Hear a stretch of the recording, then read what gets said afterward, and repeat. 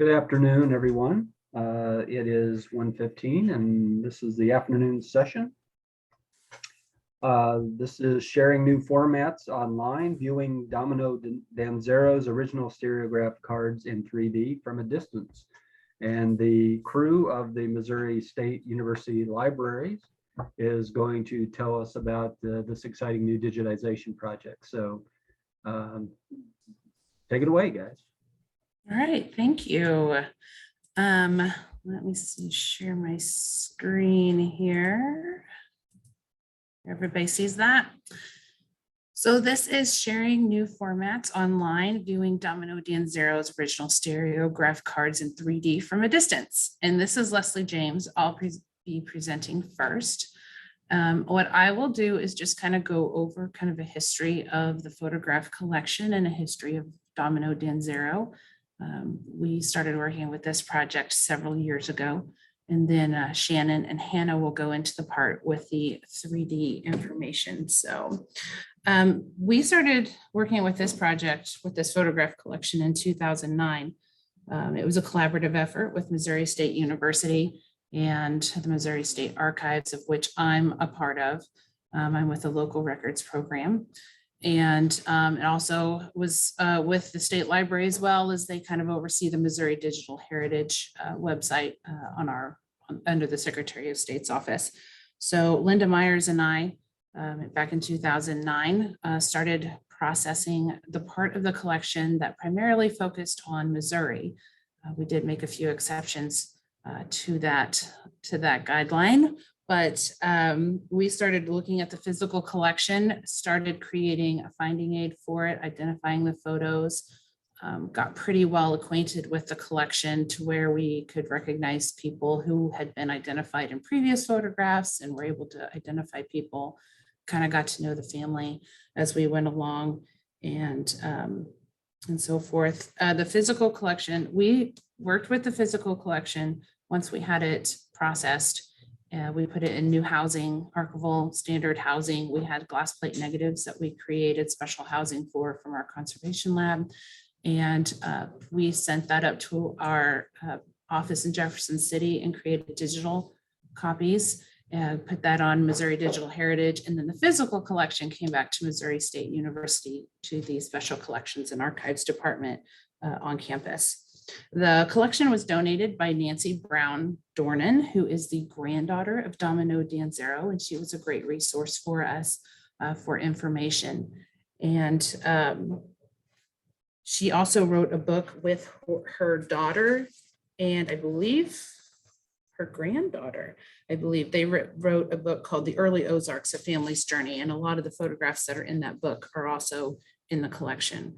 On Missouri Digital Heritage. So we spent about 10 months on this collection, indexing the photographs. We estimated we probably had about 500 images, and about 200 of those were glass negatives and 300 prints. We did find some duplicates along the way, and we're halfway right on the estimate. We actually ended up with over 1,000 images after the 10-month period. And we're pretty proud of ourselves that we found that we'd only duplicated 4 images out of all of those images. So let's see here. We found that two people working on the project was really beneficial. There were things that one of us might notice and that the other one might have missed. It worked too to have one person looking at photographs and one doing the indexing as we went along, so we could kind of stream of consciousness, kind of, say out loud what we're seeing and describing the image while someone else is taking it down at the same time.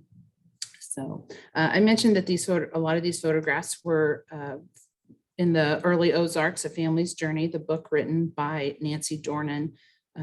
Actually, it's Nancy Dornan, her mother, and then Nancy's daughter, who worked on the book together. So, and again, it was Missouri related images that were in that book. Once we worked with these records, once they were created in a digital format, a digital copy also went to the donor. And then we also had a copy of it as well, because we kind of sent the photographs up to Jeff City in segments. so that we had some digital copies of the ones we had sent up, so we could kind of look back and see too, if we were pretty sure we had a duplicate, we could look back and make sure whether we did or not. So we used several online sources while working with this collection. The History Museum on the Square here in Springfield had their photograph database online, and we used that quite a bit for identifying things here in Missouri, or in Springfield rather, and in the surrounding area. A lot of things, Greene County locations were in there, especially Doling Park and Sequoia Park. We had quite a few, especially Doling Park, showing some of the pool and some of the rides that they had in Doling Park. It was kind of a amusement park area here in Springfield. For those of you that don't know, we also used Google and Google Maps quite a bit. We were literally virtually walking down the street in St. Louis trying to identify some buildings that we had in the photographs. We were able to identify Union Station, City Hall, the Southwestern Bell Headquarters Building, the Missouri Pacific Building, and structures from Forest Park. In addition, we also used the Encyclopedia of Arkansas History and Culture, because we did have several photographs from the Rogers, Arkansas and Tontitown area. The Rogers, Arkansas Historical Museum's website was very helpful for us.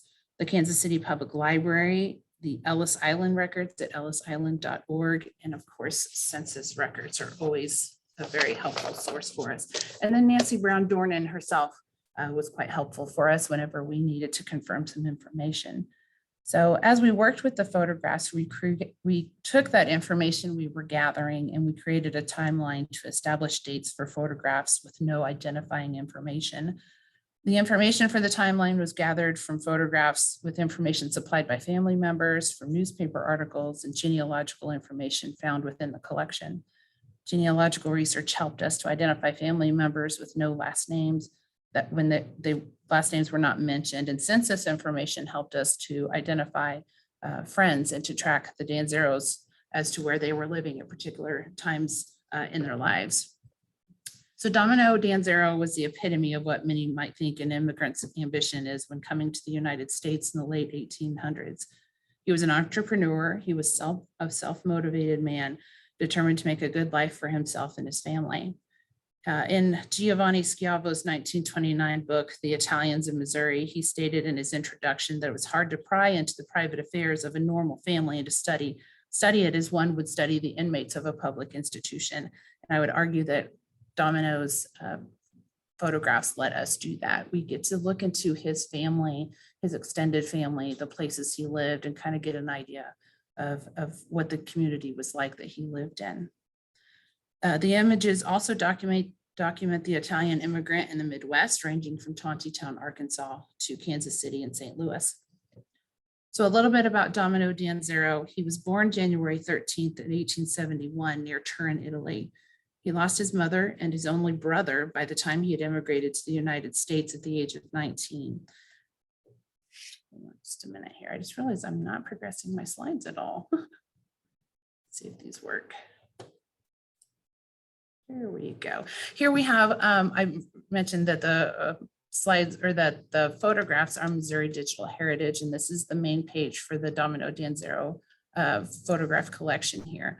And in the top left, I mentioned we had the Doling Park photographs. This is his daughters and one of their friends at the swimming pool at Doling Park.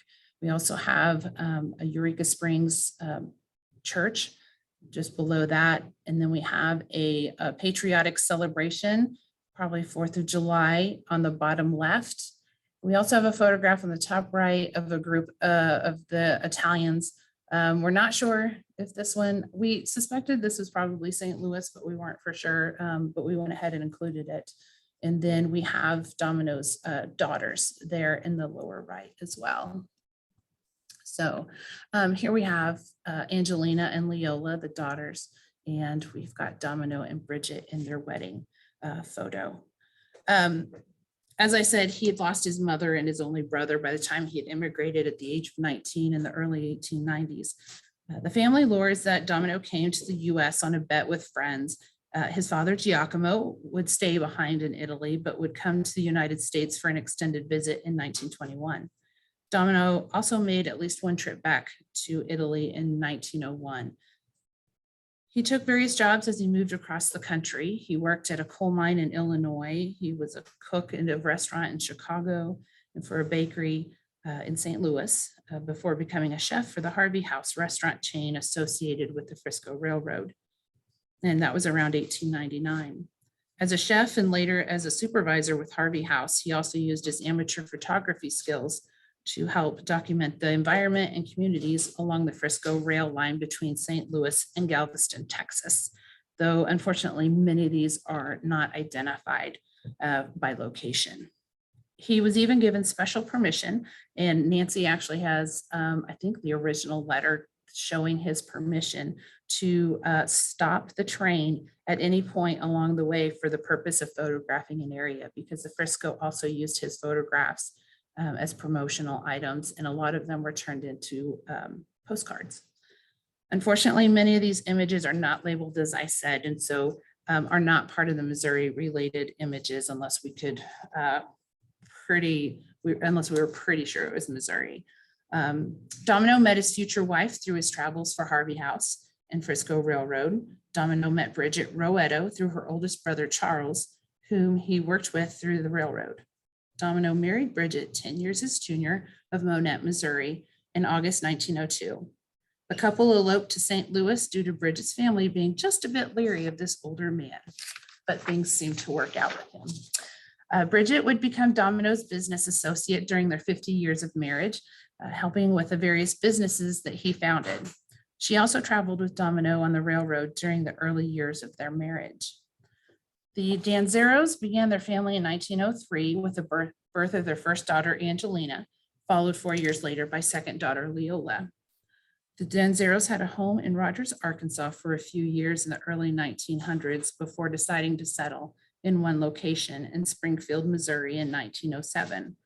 According to census records, the Danzeros moved from Washington County, Arkansas, with a documented Italian population of nearly 200 to Greene County, Missouri, with a documented Italian population of only 20.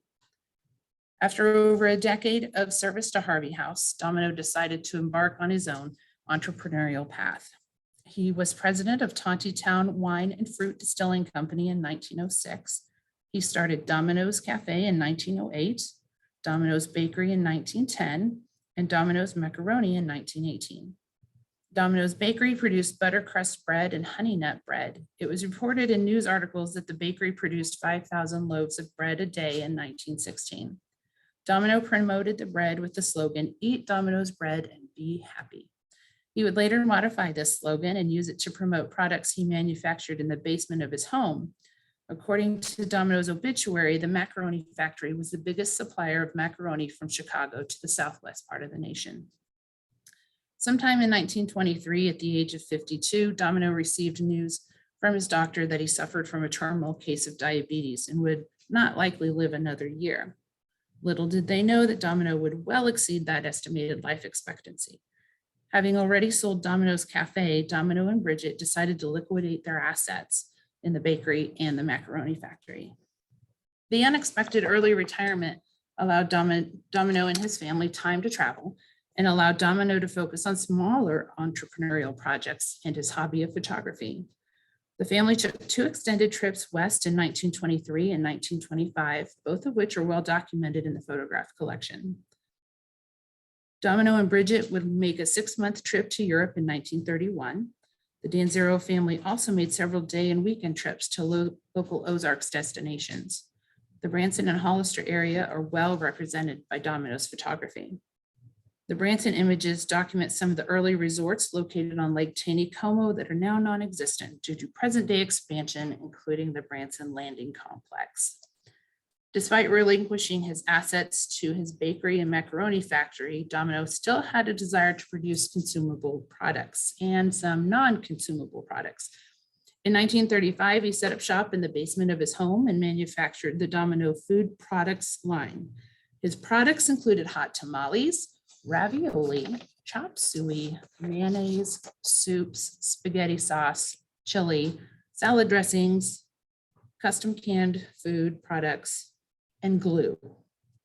Family members recall that the glue was the worst smelling product of them all. It's not known exactly when Domino took up the hobby of photography, but some of the earliest photographs within the collection date between 1891 and 1895, though we were unable to confirm whether these were photographs taken by Domino or not. Domino used an Alvista camera number 4B produced by Multiscope and Film Company for many of his early panoramic photographs. In 1900, he was able to manipulate the camera to allow him to pose himself multiple times in one panoramic image.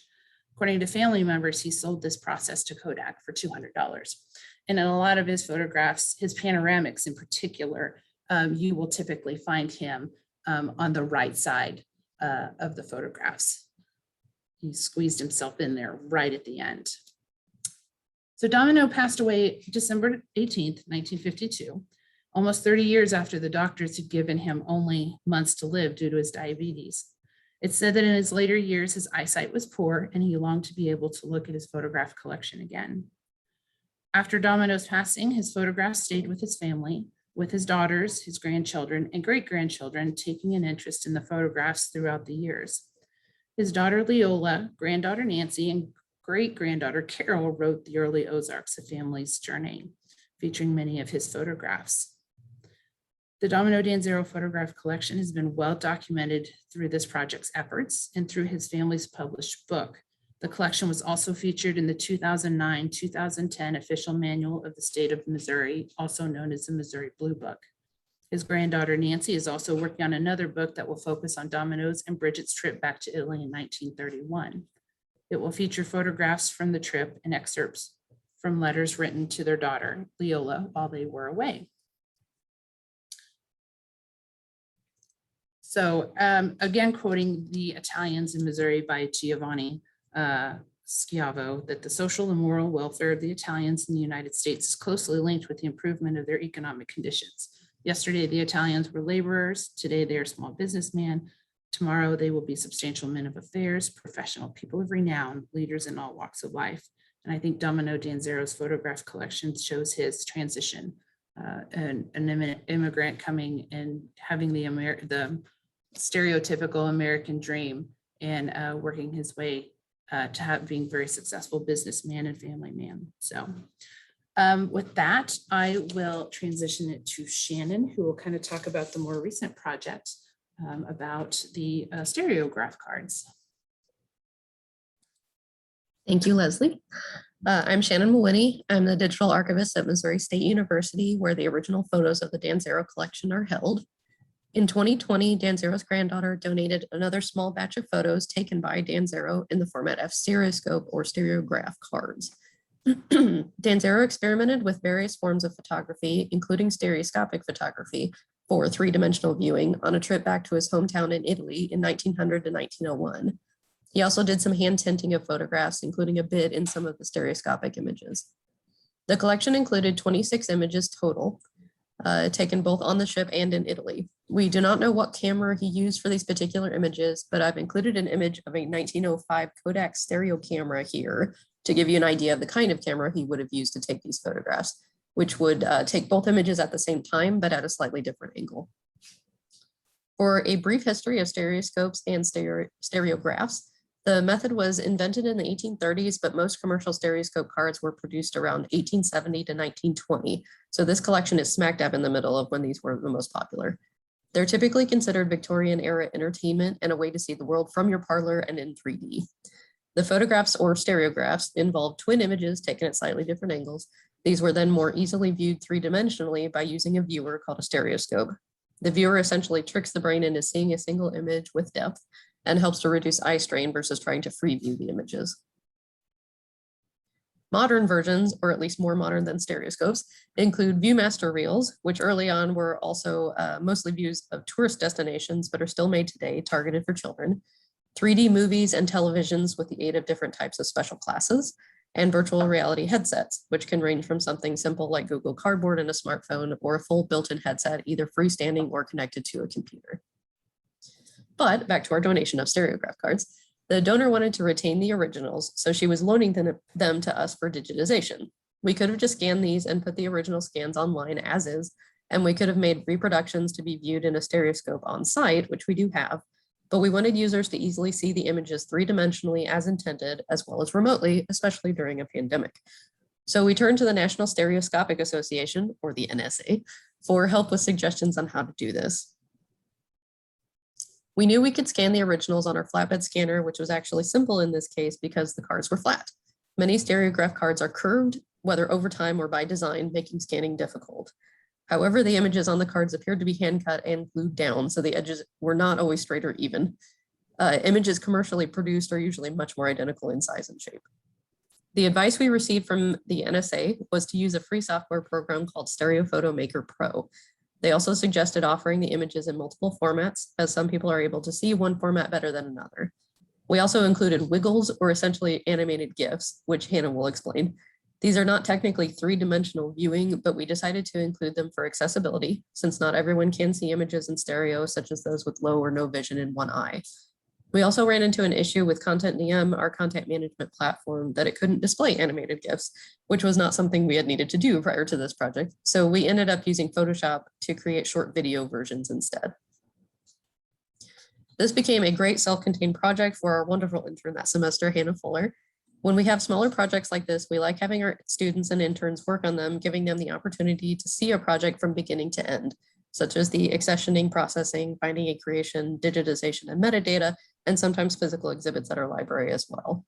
The project, once finished, was uploaded to Missouri State University's digital collections, as well as ingested from there to the Digital Public Library of America via Missouri Hub. And now for the hard part of this project, I'll turn you over to Hanna. Thank you, Shannon. So hello, I'm Hanna Fuller. I was an intern that worked on this project last fall, and then I'm currently a graduate student at Missouri State University. So I'm going to be talking about the digitization process and just walk you through step by step the different programs that we utilize to create the images of the stereoscope cards in 3D. So we started the process with Photoshop, and we only utilize Photoshop as a program to create the GIFs or the wiggles that Shannon mentioned.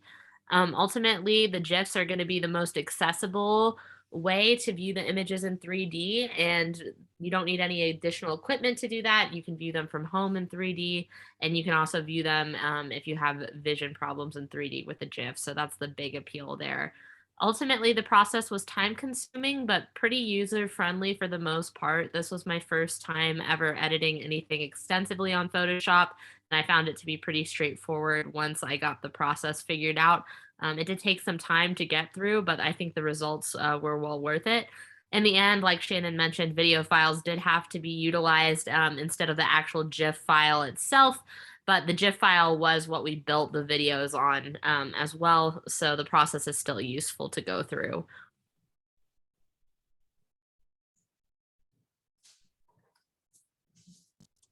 So just to give you a brief overview of editing the GIFs with Photoshop. So basically the process involves, I'm not going to go through it every single step. If you would like more information on how to do that, I do have a handout that I'd be happy to provide. If you reached out to the library, we could send that to you. But just a brief overview of the process. Basically, it involves splitting your stereoscope into respective files of the left and right sides of the card, and then relaying the files into an animation to create the GIF. So essentially the GIF is switching back and forth between the left and right sides that are overlaid over one another, and that's what creates the illusion of depth. The editing itself is not fairly complicated. However, precision and patience are a must. The key to getting the 3D effect is cropping out basically the background by hand, which was the most time-consuming part. But the more precise you are with that cropping, the more depth it's going to give you as the cards are overlaid, as there's not a lot of difference between the two. This becomes a little bit more complicated if the cards themselves are cropped or lopsided.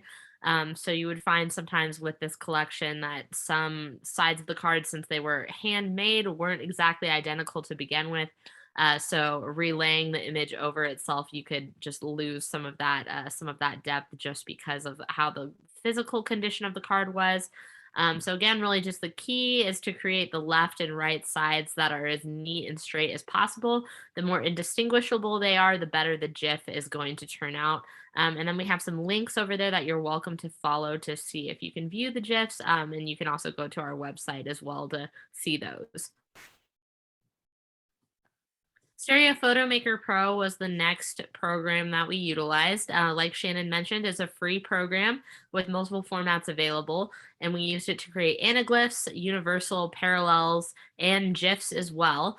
The layout is not quite as straightforward as Photoshop. You can see over in that image to the right that it's a screenshot of the program. So a lot of the buttons don't have labels, and you have to kind of play around with it a little bit to figure out what everything does. But once you do have that figured out, it ended up being much less time consuming than Photoshop, with a lot of strong results as well. The biggest thing with saving time with this one is that it's not necessary to upload separate sides of the stereoscope.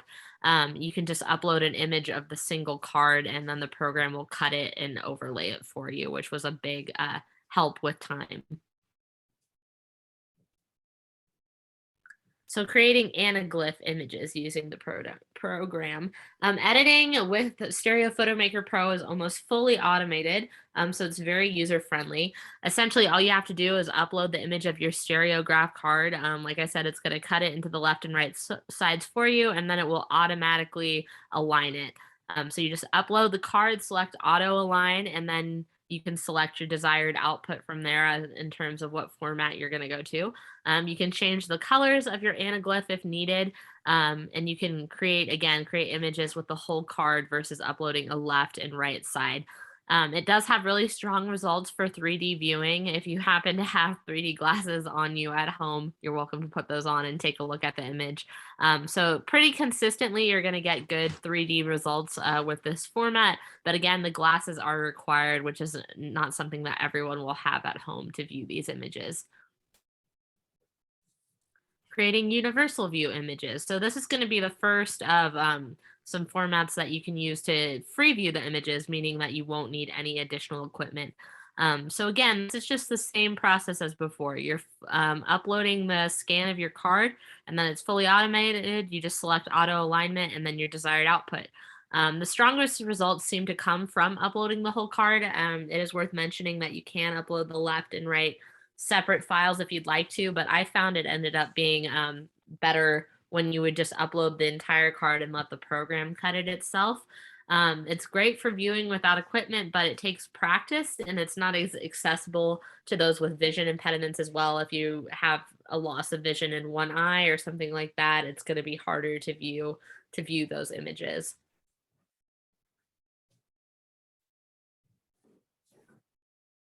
So viewing the universal images, just to walk you through this process, you're welcome to give it a try at home if you'd like. It does take a little bit of practice, but if you need more practice, again, I invite you to go to our website and check out the collection and stare at it for longer and try to figure it out.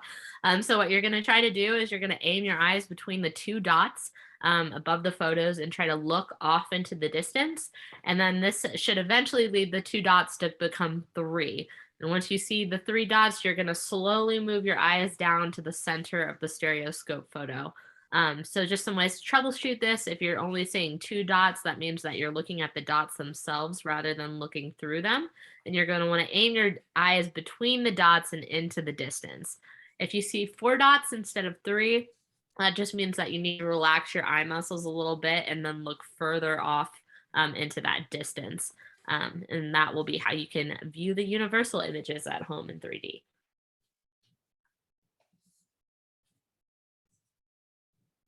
The next free viewing format that we had were parallel images. So again, it's just the same process as with the rest of Stereo Photo Maker. Just automated, auto align, and then you select the desired image format. The strength is again in viewing without equipment, but practice and strong vision again are also needed to view this format as well.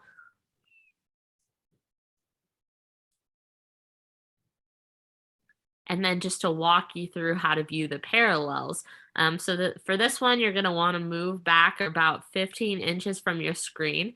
And then you're going to look at the left side of the photograph with your left eye and the right side of the photograph with your right eye. And then move your eyes to the wall behind the photograph if you need help trying to adjust your eyes to that. And then you're slowly going to want to refocus on the image, and you should eventually see a third image, and that's going to be in 3D. Another good method to troubleshoot with this one is you can also try using a piece of paper and placing it right between your eyes, if that makes sense, to help you kind of separate the left and right sides. And that should also help you be able to view it in 3D. And then finally, with Stereo Photo Maker Pro, we were able to utilize it to create GIFs as well. So again, it's just the same as exact process as before. You upload, you auto align, and then you select your desired format. This was much faster than creating the GIFs on Photoshop and oddly more precise. I think because it took out the user error of hand editing out like the backgrounds, and you could just use the auto align, it created more precise files of the photos that again just made that depth effect stronger to give you the 3D. So again, there's another link up there that you're welcome to follow if you'd like to see one of the GIFs that we created. So conclusions from digitizing Photoshop versus Stereo Photo Maker Pro. Ultimately, I think Stereo Photo Maker Pro is going to be the best for you if maybe you're a little bit new to Photoshop like I was, or you're just on a time crunch. Stereo Photo Maker Pro, of course, also has the benefit of you're going to have all these different outputs that you can use for the images. You can do it in multiple formats. It's got that auto alignment, so that's going to be more precise and save you time. So I found it to have a little bit more precise results as well as save a lot of time as well. Maybe if you were better at Photoshop, again, this was my first time ever editing with it, and while I was able to do it and found the process to be pretty straightforward with strong results, it did take me a lot of time. So that's something to think about. And then the best viewing format is ultimately going to depend on the materials and resources of your organization. GIFs and then anaglyphs, which are that format that you view with the 3D glasses, are going to give you the most consistent 3D effect. You are pretty much going to see it in the image in 3D every single time you look at it, which is the benefit to that one. The downside, of course, is that with the anaglyph, not everybody is going to have 3D glasses at home to view it. GIF, Parallel, and Universal are going to be the most accessible format, meaning that anybody can view them at home without additional equipment needed. Of course, the Parallel and the Universal views take a little bit more practice, and if you have vision impediments, they might not work for you, but everybody is going to view them at home. So everyone, all of them are good. It just really depends on the goals and what your audience looking at them is going to have available to them. And with that, I believe that concludes our presentation. I'll play one of these examples if anybody has any questions to kind of show you. This is the wiggle, I believe. Is that right? Yep, that's correct. Okay.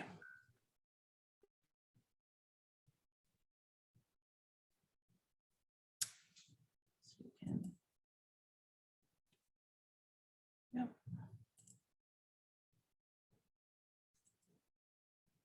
Oops.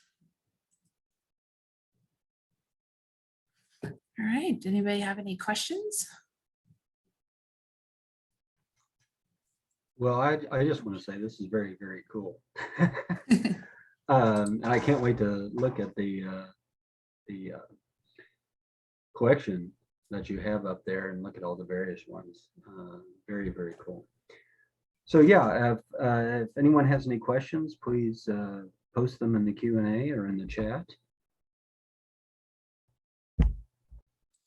Something I did think of was we presented this to the National Stereoscopic Association's conference earlier this year, and someone pointed out that some of the images they thought were actually just side-by-side images and weren't actually stereoscopic. But I think what had happened was Domino was actually just learning how to do stereoscopic photography, and some of them didn't quite turn out. So if you are looking at any of them online or just not seeing 3 dimensions, it may be one of those. You might just want to try a different one first. Can you give us an idea of the manpower hours involved in this? What was? Oh, how good long it took question. you?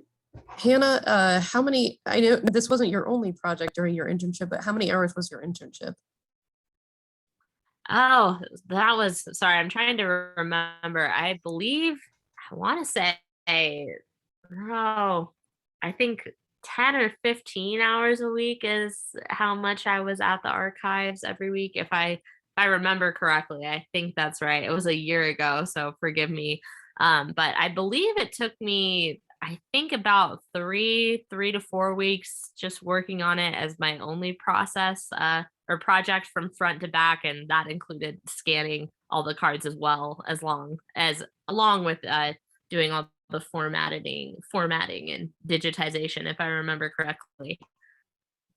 And experimenting with different ways of doing them. Right, exactly. Yeah. And how many images were there in total? 26, I believe. No, I should have it written for me. 23 or 26. I think it's 26 is what you 26, said. yes.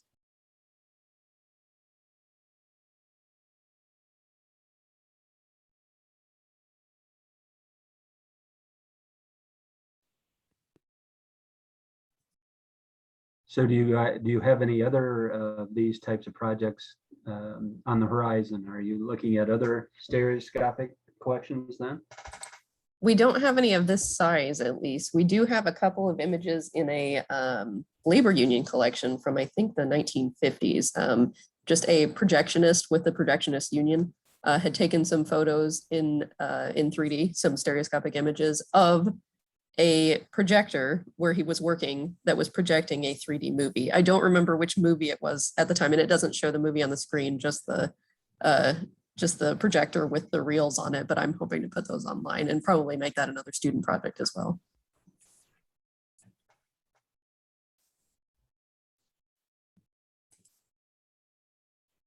Someone asks, how many photos are in the complete Danzero collection?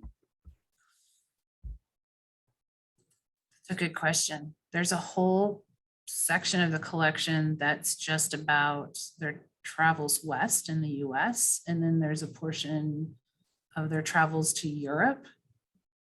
Do you know, Shannon? I was trying to pull up the finding aid real quick and see if it has an estimate of how many are in the whole collection. It's a large collection.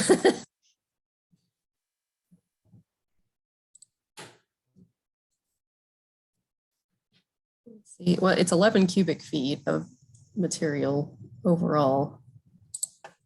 I don't remember how many boxes of those are Missouri specific. And are they broken into a series like travel, family, so forth? Basically, yeah, we have, because this project came out basically before it was processed as a whole collection. The first series is the digital collection that Leslie worked on with Linda Myers. And then we have it separated also into, oh, well, maybe I'm wrong on that. Now I'm looking through, I didn't process this collection, so I'm just glancing at the finding in here. But series 1 contains all the images that are included in the State Archives collection. And then series 2 is family. So I'm not sure if any of those overlap with what was put online. And then people and places, photo albums and album pages, glass plates and negatives. So some of those will probably overlap again. There were some duplicates that Leslie found. And then we are actually hoping in the future we can do a project of digitizing the travel photos or the photos that were outside, definitely outside of Missouri, and include those online as well. But we do know that none of those are stereoscopic images. And I'm sorry, did you say that these materials are still held by the family? Is this like a reproduction license that you signed with them? Sort of just for the Stereograph cards. Yes, they wanted to retain those, and I think it was a grandson that wanted to keep the original. So yes, we just have rights to the digital images to share them online and to share them with researchers.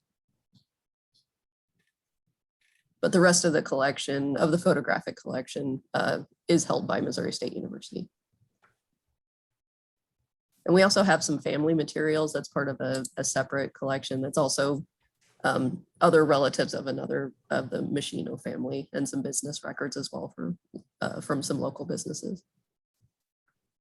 Oh, the Machinos are related. Yes. Yes. Okay. That's Leola, their daughter Leola, I believe, married the Machino. I see. Well, it doesn't look like we have any more questions, but thank you all for this. This is an incredible project. And like I said, I look forward to seeing it. I think everybody else is going to be out there trying to focus their eyes in just the right way. So. I have a hard time with it. I have to use the anaglyph glasses. So more power to everybody who can view those other versions. All right, thank you very much. For those of you who may be signed up for the workshop, that starts at 2:10. Thank you again for this project, and I look forward to seeing it. Thank you. Thank you. Thank you.